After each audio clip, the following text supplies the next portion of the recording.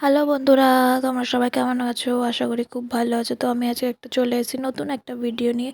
আমি এখানে দেখাবো চিকেন রোল, ঘরোয়া পদ্ধতিতে চিকেন রোল খেতে খুবই সুন্দর হয়। তার জন্য আমি এখানে অল্প কুচি কুচি চিকেন কেটে নিয়েছি। তারপর আদা, রসুন, কাঁচা লঙ্কা বাটা দিয়ে নুন, হলুদ, লঙ্কার গুঁড়ো, জিরে গুঁড়ো আর ভিনিগার আর নুন দিয়ে ভালোভাবে আমি এখানে মাখিয়ে নিয়েছি। তারপর আমি এখানে অল্প সয়া সস দিয়ে আবার ভালোভাবে মাখিয়ে তারপর আমি এখানে অল্প গরম মশলা দিতে ভুলে গেছিলাম। তো আমি এখানে গরম মশলা দিয়ে ভালোভাবে মাখিয়ে আমি এটা রেখে দেবো কিছুক্ষণের জন্য। ততক্ষণে আমি এখানে ময়দাটা মেখে নিই। তার জন্য আমি ময়দা নিয়ে নিয়েছি। এখানে অল্প তেল আর নুন দিয়ে ভালোভাবে ময়াম করে নিয়েছি। ময়াম করে এখানে অল্প অল্প জল দিয়ে আমি একটা ডো তৈরি করে নেব।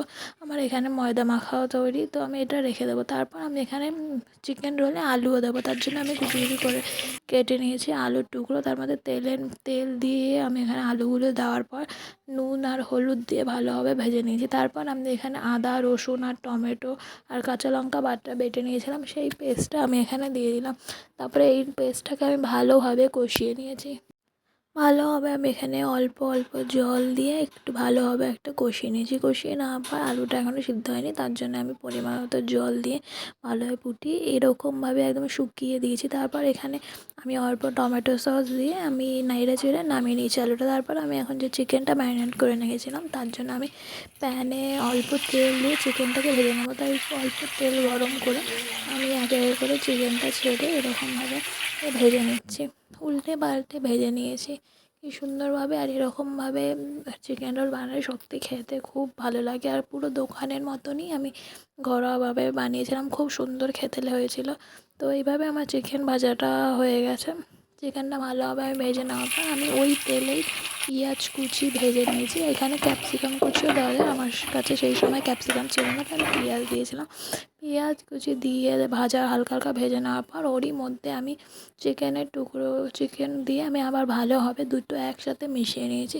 মিশিয়ে নেওয়ার পর আমি এখানে তেলটা ছেঁকে আমি আলাদা করে নামিয়ে নিয়েছি। এখন আমি এখানে বানাবো রোলের লাচ্ছা পরোটা।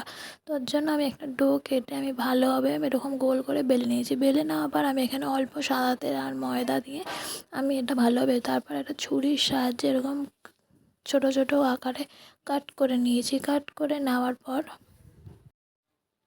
আপনারা যে যেরকমভাবে কাট করে নিতে চাইলেন, এটা সবথেকে সহজ পদ্ধতিতে আমি কাট করে নিয়েছি। কেটে নেওয়ার পর আমি এখানে ভালোভাবে এরকম হাতের সাহায্যে এরকম গোল গোল করে আমি মুড়িয়ে নেওয়ার পর এরকমভাবে লাচ্ছা পরোটাটা করে নিয়েছি। আরও অনেক রকমভাবে লাচ্ছা পরোটা বানানো যায়, এটা সবথেকে সহজ পদ্ধতি। এইভাবে আমি লাচ্ছা পরোটাটা একে একে সুন্দরভাবে আমি বেলে নিয়েছিলাম। আমি চিকেন রোল বানালে আমি লাচ্ছা পরোটা করে বানাই, আপনারা চাইলে নর্মালভাবে বেলেও নিতে পারেন। তারপর আমি এখানে প্যানে লাচ্ছা পরোটাটা আমি সেঁকতে দিয়েছিলাম। সেই পিঠ ওপিঠ করে ভালোভাবে সেঁকে নেওয়ার পর আমি এখানে অল্প তেলে রোলটা বানাবো। অল্প তেল দিয়ে আমি পাশ ঘুরিয়ে আবার অল্প অল্প তেল দিয়ে ভালোভাবে নিয়ে আমি পরোটাটা সুন্দরভাবে ভেজে নিয়েছি। আপনারা চাইলে বেশি তেল দিয়েও ভাজতে পারেন, বাট আমি এখানে কম তেল দিয়েই ভেজে নিয়েছি। তারপর আমি এক এক করে পরোটাগুলো ভেজে নিয়েছি। দেখুন কী সুন্দর এরকম লাল লাল করে ভেজে নেওয়ার পর সুন্দর করে আমি তুলে রেখে দিয়েছি। তো আমার এখানে এক এক করে সব করা পরোটা তৈরি হয়ে গেছে।